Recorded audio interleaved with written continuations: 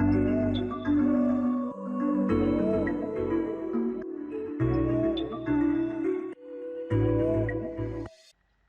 friends, in this video I will show you how you can create a restore point for your Windows 10.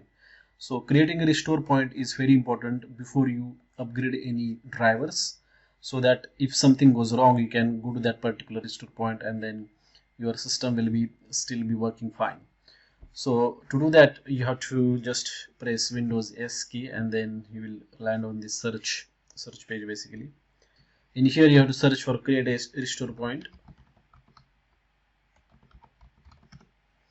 And you can see that it is a part of control panel, so just click on that.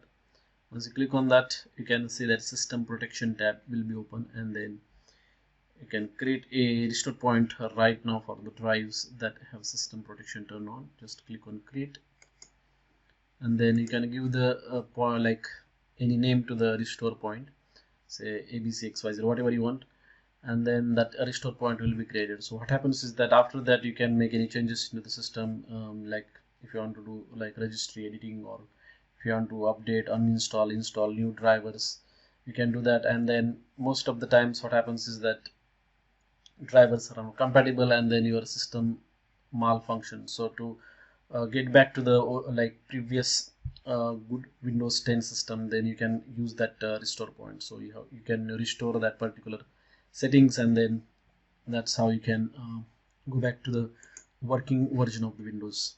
That's it. Thanks for watching.